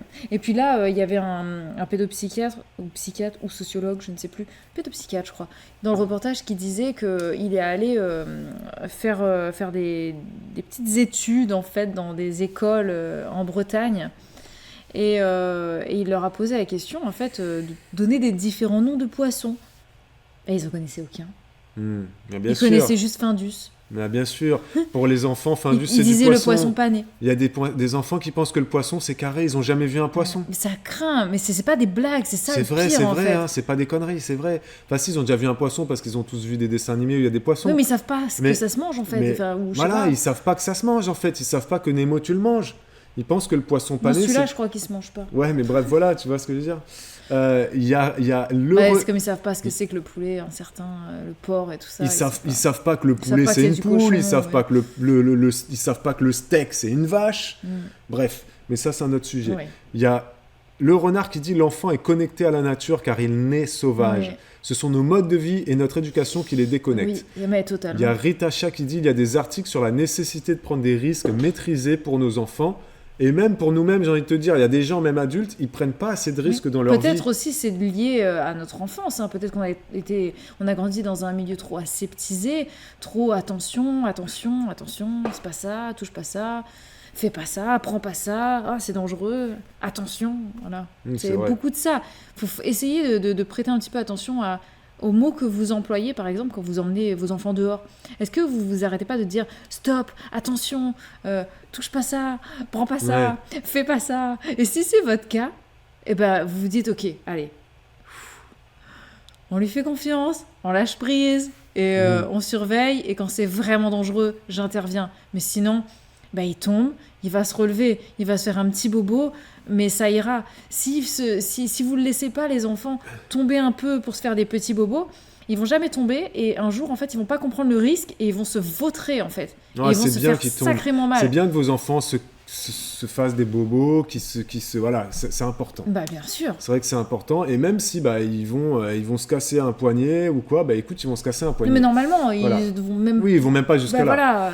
On part en pub et après je vais lire tous les commentaires de Tess qui sont très intéressants. Et après, on terminera par une dernière partie très vite sur les puéricultrices à la PMI. Et après, ça sera fini, les amis. Ok? On est encore ensemble pendant un petit... Juste après la pub, on revient. Dans moins de 2 minutes. 3, 2, 1, go! J'ai tapé mon pied. Désolée. De retour. Nous sommes de retour. Merci à vous d'avoir regardé cette petite publicité. Juste pour lire un message de Tess qui dit: moi, c'est mon cas, je bloque mes enfants tout le temps. Tess, lâche prise. T'as peut-être pas vu le début de ce live, Tess, donc regarde le replay. N'hésite pas à t'abonner parce que je crois pas que tu étais là, que tu as commenté au début de live. N'hésite pas à t'abonner sur Twitch pour voir le replay instantanément ou attendre quelques semaines pour qu'il arrive sur YouTube. Parce que c'était intéressant tout ce que Bibou a pu vous raconter. Gentil, merci. Et il y a Tess qui dit « Moi j'habite en région parisienne et avec les travaux qu'il y a pour les Jeux Olympiques, il y a à mon goût trop de rats. Donc laisser mes enfants jouer avec la terre, non merci, ça me dégoûte, trop de risques. » Là pour le coup, moi je peux comprendre. Ouais. Mais c'est pas la terre le problème, c'est les travaux, oui. les rats et la surpopulation parisienne, etc. Qui fait qu'il y a une surpopulation de rats et tout ça, ça c'est sûr. Trop de déchets, Ouais. trop de personnes qui vivent au mètre carré, une gestion des déchets qui n'est pas adéquate, les gens produisent trop de déchets. C'est pas uniquement de la faute de la mairie de Paris, c'est aussi les Parisiens peut-être qui produisent trop de déchets. Et effectivement, les déchets sont pas ramassés suffisamment, les travaux, machin, tout ça. Mais ce que tu peux faire, c'est aller plus loin. Tu habites en région parisienne, va plus loin. Prends les transports en commun et tu vas dans les parcs. C'est quoi les gros grands parcs là où tu peux aller en téléphérique là, les parcs Monceau là, c'est pas ça? Ah, je sais pas. Montrouge, je sais pas quoi. Je sais pas. Mais t'as vécu à Paris. Oui, mais moi j'ai jamais Le truc pris où de il y a- téléphérique, je savais même pas qu'il y avait des téléphériques à Paris, moi. Non, c'est à Barcelone le téléphérique, je Alors, crois. Mais change de parc, voilà. Je va plus loin. Va dans les forêts. Tu vas au bois de Boulogne ou plus près. Je sais pas si le bois de Boulogne c'est loin, j'en sais rien. moi, j'ai grandi en région parisienne. prends le RER, et nous, on est allé beaucoup à Fontainebleau. Moi, Alors, je sais pas à quelle distance c'était de Je sais Paris, pas si mais- tu peux y aller en RER à Fontainebleau, mais voilà. Mais moi, c'est- j'ai passé des... Tu peux sortir. Si Paris te dégoûte, Tess, va plus loin. Vous avez la chance à Paris de pouvoir accéder à des kilomètres et des kilomètres de transport en commun et vous payez 3 francs 6 sous. Enfin, Et vous- puis, il y a donc, beaucoup allez-y. il y a beaucoup de jolies forêts aussi aux abords de Mais de oui, oui. Paris. Enfin, vous payez un abonnement qui est cher, Enfin, mais qui était jolie à l'époque, je sais pas aujourd'hui. Hein. Ça Ouais, se trouve, c'est il y en a plus aujourd'hui, je ne sais pas. vous payez un abonnement qui est cher, certes, etc. pour vos transports, mais vous accédez à des kilomètres et des kilomètres de réseau de transport qui est incroyable et qui est... Tu trouves pas ça en France. Tu trouves pas ça en France. C'est, je crois, 86 € le pass Navigo pour toutes les zones là. Tu imagines, tu peux aller, je sais pas jusqu'à où, mais tu peux aller vraiment très très loin. Donc n'hésite pas. Oui, c'est ce qu'on fait. On va dans d'autres villes hors de Paris, mais voilà, on ne peut pas y aller tout le temps non plus.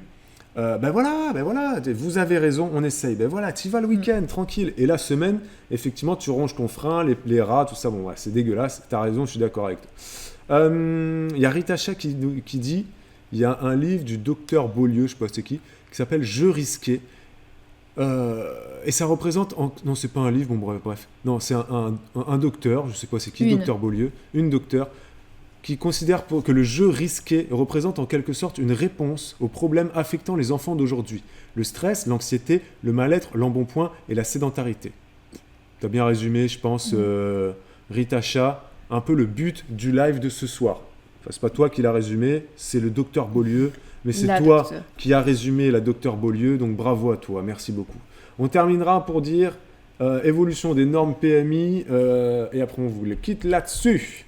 Oui, alors la PMI, effectivement, est-ce que les normes vont évoluer?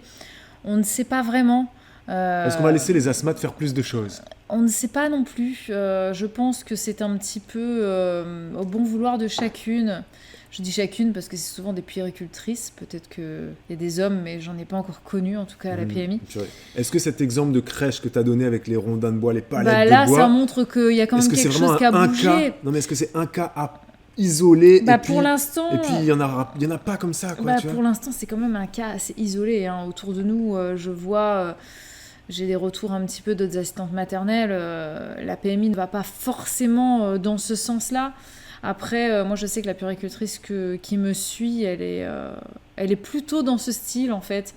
C'est vrai que toi, elle t'a laissé un peu libre de laisser ton jardin comme il est, alors que le jardin qu'on a, il n'est pas du tout aux normes. Elle m'a pas du tout demandé de modifier mon jardin, en fait, qui est plutôt brut, sauvage... très nature en fait. Avec des barrières qui sont pas aux normes, des grillages qui sont pas aux normes.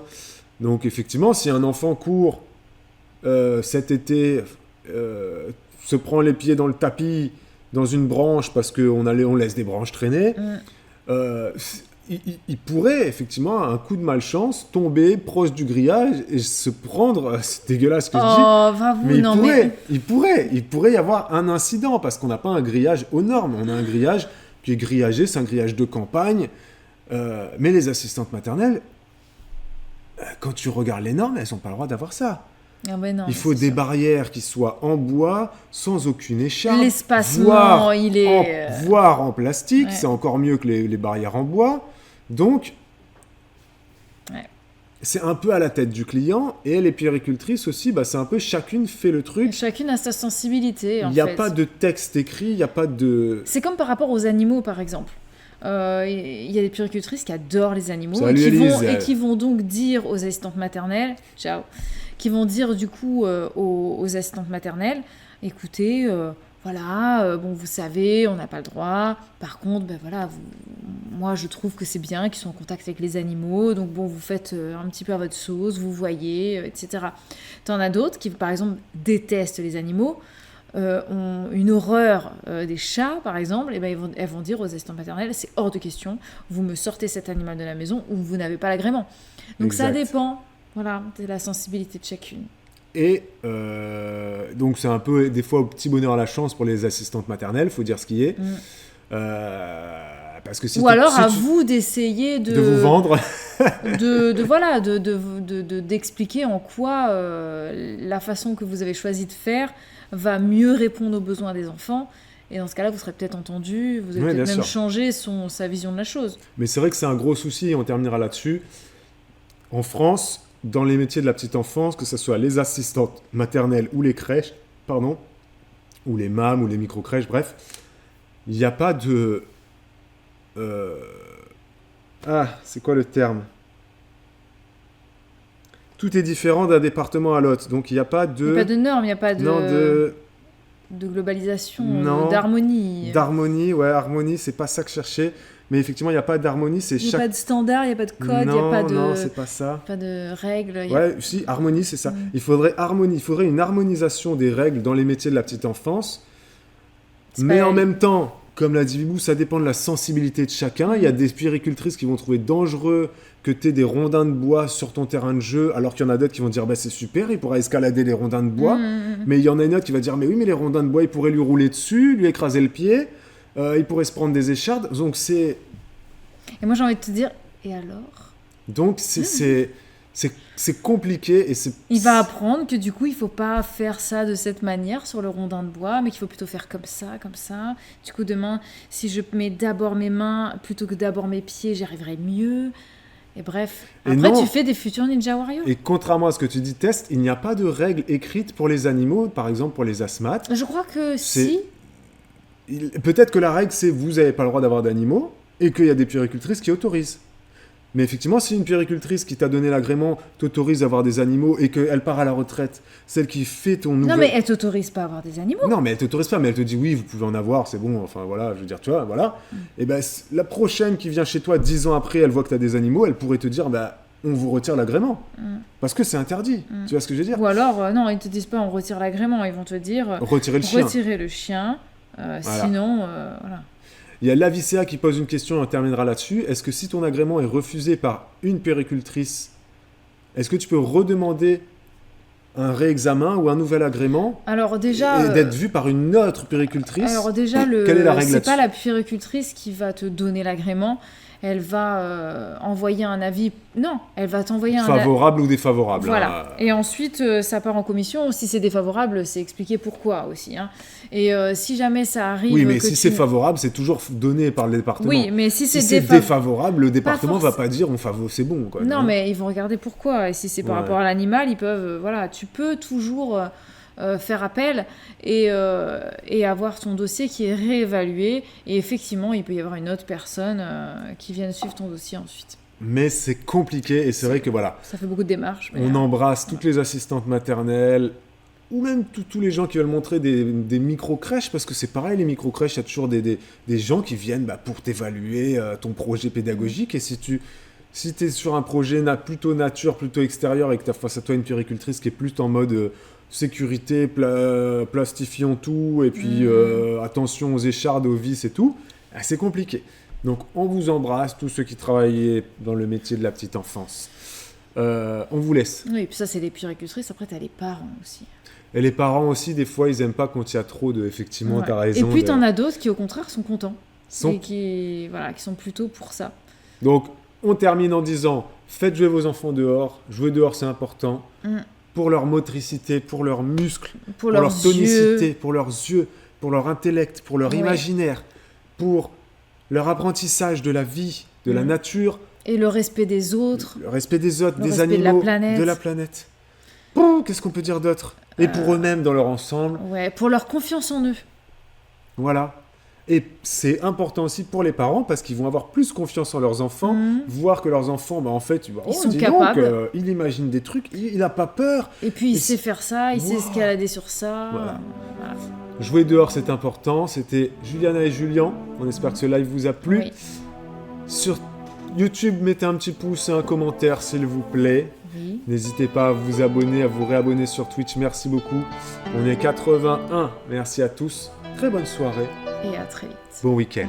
Ciao. Ciao, ciao.